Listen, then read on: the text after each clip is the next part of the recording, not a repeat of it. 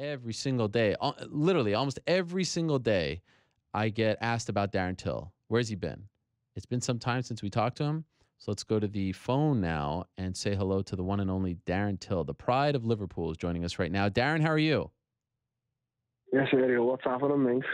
It's great to talk to you, Darren. You are the most talked about man, the most mysterious man in this sport right now, because everyone is just dying after the win over Donald Cerrone, and we've talked about it all. We've had you on the show since then, but then it went silent on us, and we just don't know what's going on.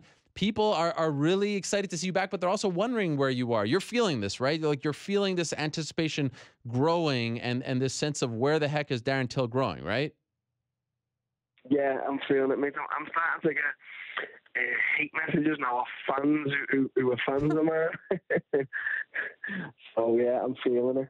Because they're just upset that you're not fighting? Yeah, well, I just think everyone just expects like the UFC and Dana obviously to have me booked with a fight already, but you know, there's been some things in the way, but people are just still, I don't know, high on Darren Till, I suppose. So they want to see me fight again, you know, and I want to see me fight again. So let's start at the beginning, because, you know, right after the win over Donald Cerrone, a few weeks later, Dana White's talking about you and he's excited about you, and he puts out that thing about you versus Wonder Boy and wanting to do it in February, and there was some confusion as to where it would be, but here he is talking about you in some big fights. Did that ever get close in your opinion? Was that ever a thing, or was that him just kind of throwing it out there, something that he would like to see happen? I think from what I gathered, it was a thing. It could have happened, but obviously things got in the way. At the time, Wonder Boy and his team didn't feel like I deserved to fight, so they declined. And then, I don't know, they were just like, I don't know why none of the welterweights were getting booked. At the moment, it just seems that like none of us are getting booked. Do you know what I mean? Or what? So I don't really know. The welterweight division at the moment, like, on hold, basically. Okay, so then you get sick, right? You get sinusitis, is that right? Yeah, I got sinusitis, yeah. What exactly, like, what does that feel like, and how did you get that? I've had it since 2015, and it just comes and goes. Like, it's just it's a permanent thing, apparently, the doctor told me. But I had it after Christmas, and then the UFC, like, they were talking about a fight in London, but I didn't.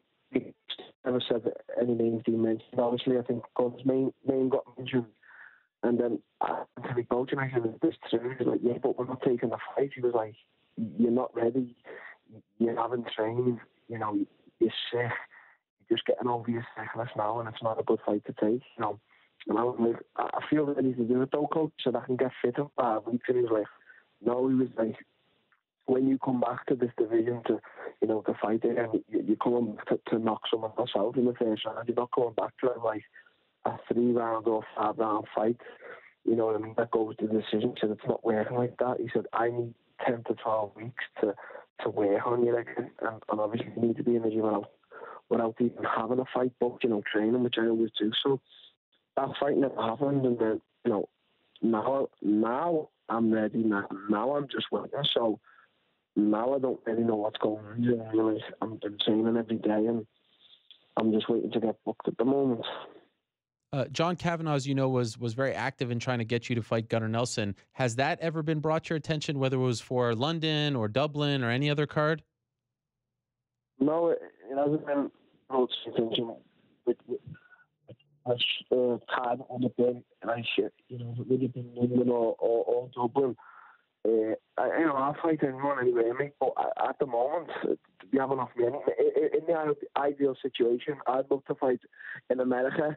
You know, the first time in America on a big, you know, the undercard on a big pay-per-view versus anyone. You know, I'm not really bothered. So we'll just see what the UFC offer. But at the moment, they haven't offered anything, mate.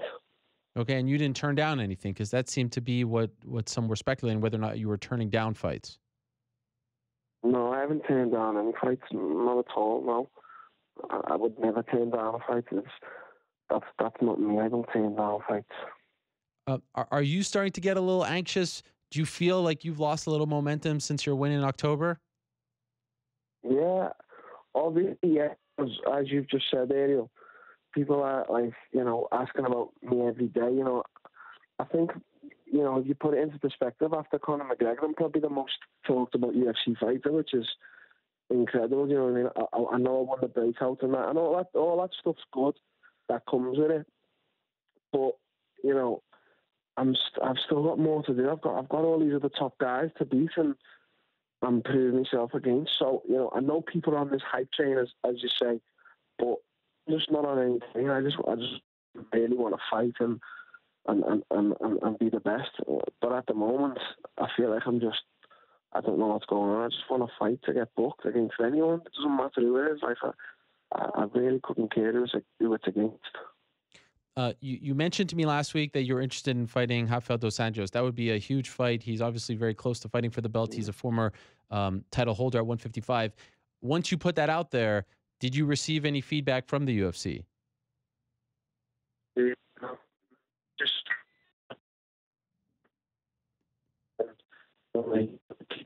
putting fight posters together. They already want to see it happen. I think at the moment they just want to see me fight here. I don't really think they care who it's against.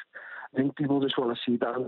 Obviously, I don't really know why they're so interested in me. I'm just another one of these fighters. Honestly, I know what's special, but the people just want to see me fight, and it's overwhelming for me. You know what I mean? To be like, without sounding arrogant, one of the most talked about UFC fighters.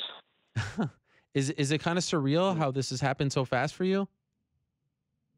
Yeah, but it could have been happening even faster. Like, if I could have got another fight, let's say after the Sony fight, they booked me again before Christmas. I definitely would have booked the fight, and I would have been closer to the title. I would have been closer up the rankings. I don't see myself losing in the weight division. There's a lot of top guys there, they're all good. I just don't see myself losing. I'm confident in myself. The Sanders fight just makes a bit of sense.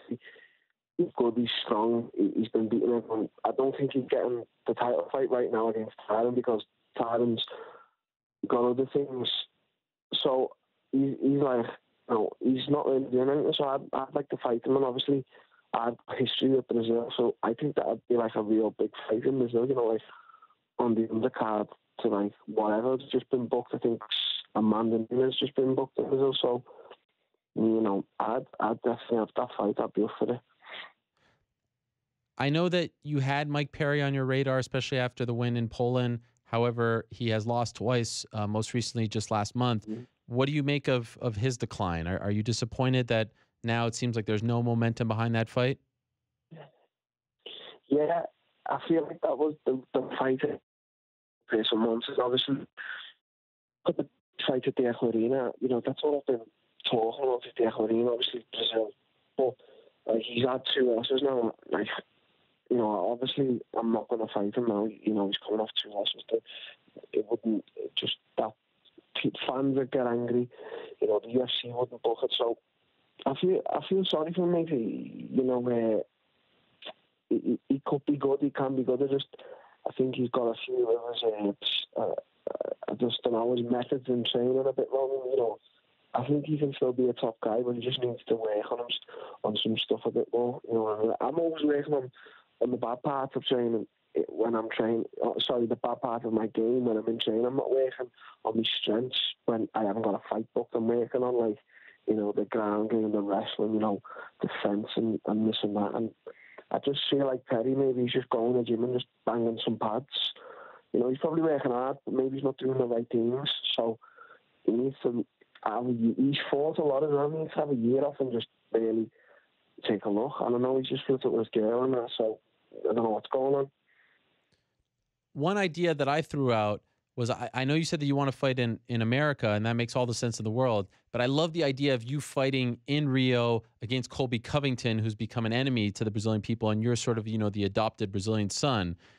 Wouldn't that be something? How cool would that be? And do you receive some feedback from people? Like, I know that a lot of the Brazilian fans reached out to me after I said it. I love this idea. It would be so great for Darren of all people to shut up Colby. What kind of traction have you heard regarding that idea? That's all I get, Ariel, is people messaging me saying kill Colby and that, and you know what I mean. It's, every comment on Instagram and Twitter is kill Colby. You know, people just want to see Colby get beat, or some people want to see him win. But I don't know what Colby's doing. He's turned down 2 fights. I think he's turned down to fight Usman and Cowboy. You know, Cerrone. So I don't think he's accepting fights apart from Tyron Woodley at the moment. So I don't think he'd accept the fight. So this is what I mean. You've got Dos Anjos wanting to fight for the title, and you've got Colby. And rightfully so, you know, they both think he's earned it. They've had some good wins, blah, blah, whatever. But Tyron's not fighting me. I don't really, to be honest, I don't really follow any of the welterweights. I couldn't give a shit about any of them. But I know that Tyron's like wanting to train Floyd Mayweather now. Yeah. What the fuck's going on with MMA? Do you know what I mean? What is going on? I just don't know. I just can't figure it out. So it's fucking just becoming a madhouse, isn't it? You know what I mean? Yeah, I agree. It is a little weird right now. And I think people are looking to you to come back because there was so much excitement surrounding your return, or surrounding, you know, what you did against Cerrone and the momentum that you were on, that they're now like itching to just see you in there and to see you climb that ladder. And I respect the fact that you're just kind of waiting. Do you expect to get a call soon? Are you thinking it's going to happen in the next few days? Like realistically, when do you think that you'll get some kind of guidance as to what's next and when you can return? It's got to happen within like 2 weeks. I've got to get a call to just get a fight. You know what I mean. I'm down in London this week as a guest fighter, which I'm honoured to be called up to do that. But you know, I'm here, there, everywhere, Ariel, doing interviews and stuff, and I don't mind all that, mate. Like, I take great pleasure, but I don't feel like I'm earning it. If you get what I say, like, people are wanting to interview me, and people are like still going mad and not to think of myself. And like, I was over the Cowboy fight the day after that, and like, I need another fight now to feel like I've earned all this attention. You know what I mean? I don't feel like I've earned it anymore. Like, it's been months, and I've had 2 years off as well before that, but I just want to fight again. I'm ready to fight against anyone in the top 10, anyone in the top 20. Just fucking them all, everyone. By the way, I know you went back home, or to where your daughter lives in Brazil, and you trained a bit there. What was that like to come back and see her and be around some of the old stomping grounds?